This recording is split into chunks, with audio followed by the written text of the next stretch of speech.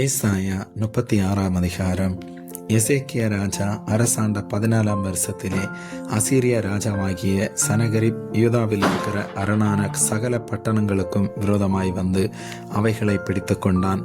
அப்பொழுது அசீரிய ராஜா லாகீஸிலிருந்து ராப்சாக்கேயை பெரிய சேனையோடு எருசலேமுக்கு எசேக்கியா ராஜாவினிடத்தில் அனுப்பினான்.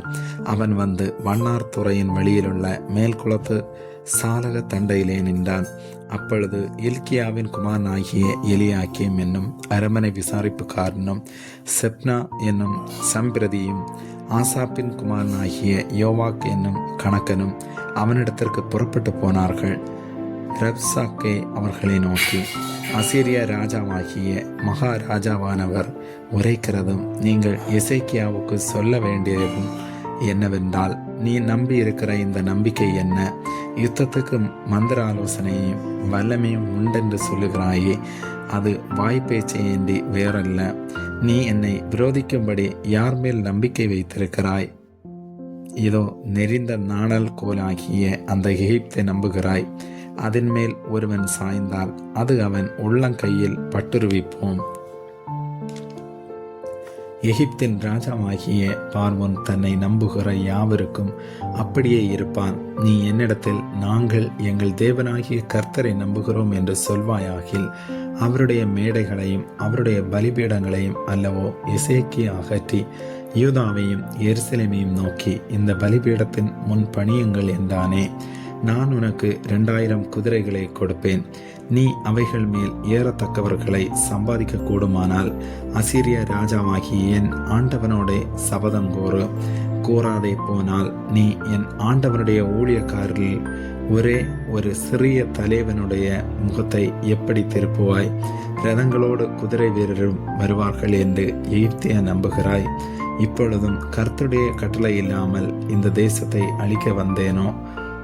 இந்த தேசத்துக்கு விரோதமாய் போய் அதை அழித்து போடு என்று கர்த்தர் என்னோட சொன்னாரே என்று சொன்னான். அப்பொழுது எலியாக்கீமும் செப்னாவும் யோவாகும் ராப்சாக்கேயை பார்த்து, உம்முடைய அடியாரோட சீரிய பாசையிலே பேசும், அது எங்களுக்கு தெரியும்.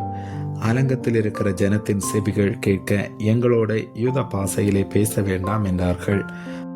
அதற்கு ரப்சாக்கே, உங்களோடு கூட தங்கள் மலத்தை தின்னவும் தங்கள் நீரை குடிக்கவும் அலங்கத்திலே தங்கியிருக்கிற புருஷரண்டைக்கே அல்லாமல் உன் ஆண்டவன் அண்டைக்கும் உன் அண்டைக்குமா என் ஆண்டவன் இந்த வார்த்தைகளை பேச என்னை அனுப்பினார் என்று சொல்லி ரப்சாக்கே நின்று கொண்டு யூத பாசையிலே உரத்த சத்தமாய், அசீரியா ராஜாவாகிய மகாராஜாவுடைய வார்த்தைகளை கேளுங்கள்.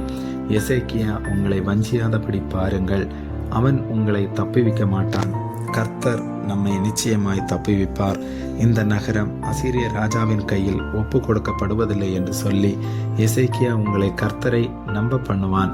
அதற்கு இடம் கொடாதிருங்கள் என்று ராஜா சொல்லுகிறார். எசேக்கியாவின் சொல்லை கேளாதிருங்கள். அசீரிய ராஜா சொல்லுகிறதாவது, நீங்கள் என்னோட ராஜியாகி காணிக்கையோட என்னிடத்தில் வாருங்கள்.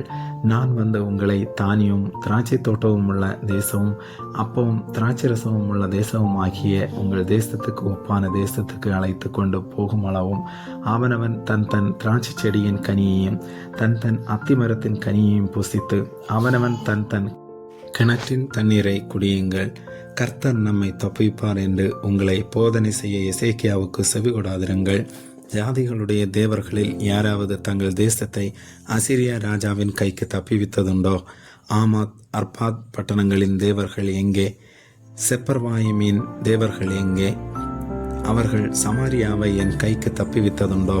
கர்த்தர் எருசலேமை என் கைக்கு தப்பிவிப்பார் என்பதற்கு அந்த தேசங்களுடைய எல்லா தேவர்களுக்குள்ளும் தங்கள் தேசத்தை என் கைக்கு தப்பிவித்தவர் யார் என்று ராஜா சொல்லுகிறார் என்றான். அவர்களோ அவனுக்கு ஒரு வார்த்தையும் பிரதியுத்தரமாக சொல்லாமல் மௌனமாயிருந்தார்கள். அவனுக்கு மறு உத்தரவு சொல்ல வேண்டாம் என்று ராஜா கட்டளையிட்டிருந்தான்.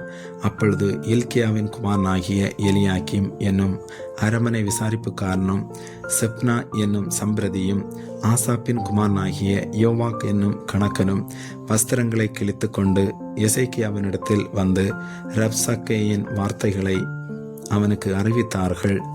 ஆமென்.